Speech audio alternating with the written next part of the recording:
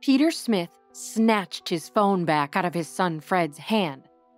Fred had just seen the phone number of his estranged wife, Beatrice's name, hop up on his father's phone, which instantly sent him into a paranoid rage. The elder Smith attempted to calm his headstrong son. "I don't know what you think you're doing," said Peter. "I'm neither a baby who needs supervision, nor a fool who can't recognize a con artist when he sees one." The phone rang and rang, then stopped. "I'd have to be an idiot to answer that." Fred exhaled. "Look, Dad, I'm sorry. I think you can understand that. After how badly she treated Jake, and how I've had to have Beatrice physically thrown out of both the penthouse and our resort suite at Dragon World. She just won't stop," he whined. "I'll certainly give her full marks for persistence," answered Peter, turning off and pocketing his phone. "What was that even about?" Fred wanted to know. "What do you think? She thinks I have some kind of magic overrule power to turn her credit cards back on. She must be desperate at this point." "That's what scares us," noted Quinn. "That woman will clearly do anything in order to protect the lifestyle she's become accustomed to." "She was just a cocktail waitress when I met her," explained Fred. "She was nothing like this. She was sweet, funny, and clever." "Oh, she's clever, all right," interjected Peter. "And I worry about that son." "So do we. My security team is being extra vigilant. And obviously, we are documenting it for the legal team, too." Good. "Who'd you go with?" Peter wondered. "Mally Martinson Sneed," said Fred. "Ooh, boy," laughed Peter. "Old Beatrice doesn't stand a chance. I mean, it'll cost you, all right, but worth every penny if you ask me. They're the best." "We're counting on it," Quinn winked as the family continued to socialize on the back patio. Across town at the county jail, Beatrice yelled in frustration.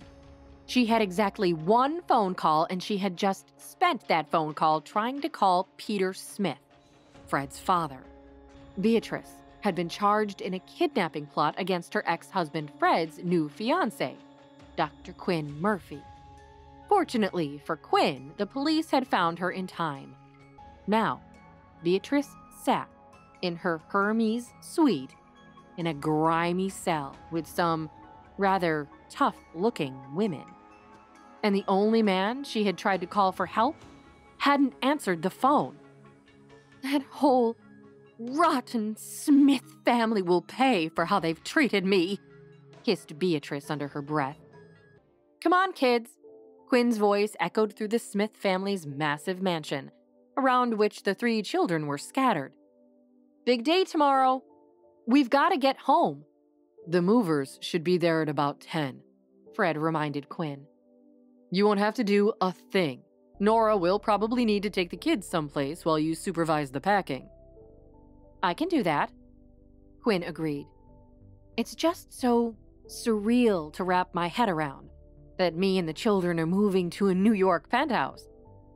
Peter saw the gleam in Quinn's eyes. Only Peter knew that Quinn's secret identity was that of Jenny Monroe, daughter of his late friends Sam and Lila Monroe, who had lost their entire fortune and been driven to despair.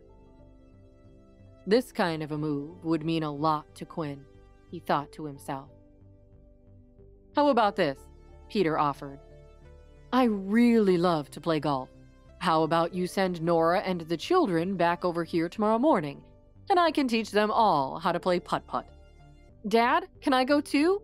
asked Jake. "Of course, buddy. In fact, why don't you stay here with your grandparents tonight, and I can spend tonight making sure the penthouse is ready for the big move tomorrow."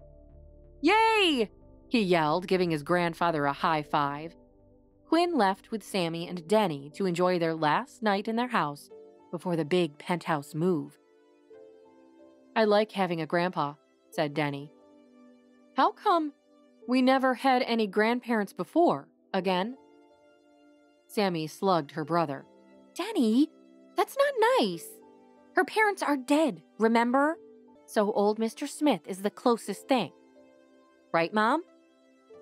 The child's words struck Quinn in a tender part of her heart. The part of her that missed her parents every day. What an amazing grandmother she'd have made, thought Quinn about her mother.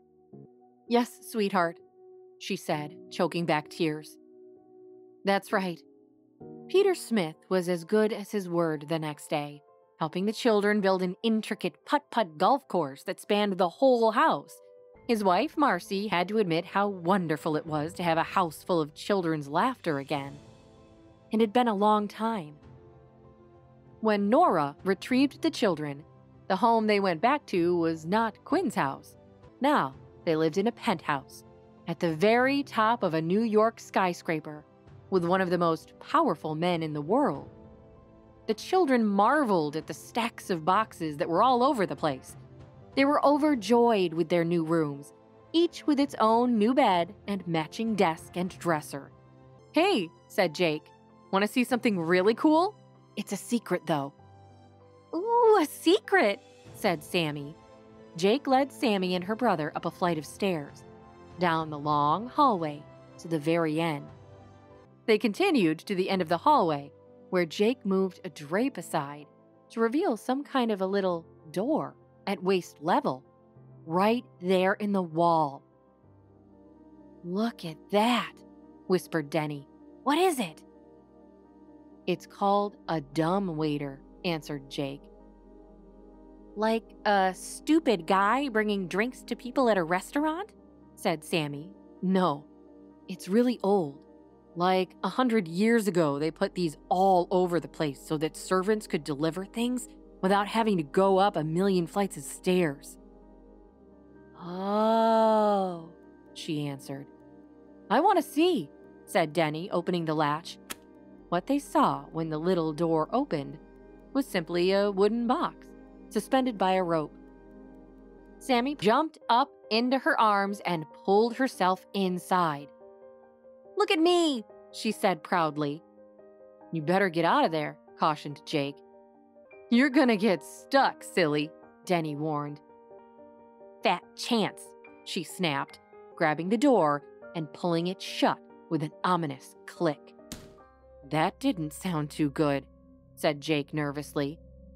Sammy, come on, stop fooling around already. You better get out of there, Denny told his sister. It's pretty dark in here, she answered through the wall.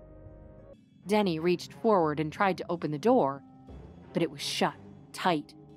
Oh no, he said. Sammy, try to open it from the inside. The boys could hear Sammy jiggling the door, but the old door wouldn't budge.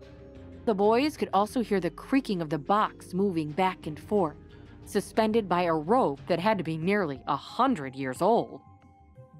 Jake looked terrified. We need help, he said quietly, hoping Sammy wouldn't hear him. Sammy, stuck inside the dumbwaiter, began to panic. Hi, Quinn here, and if you're wondering what happens next, click on the link in the description to listen to the full audio series. You can also watch the next episode here in the playlist.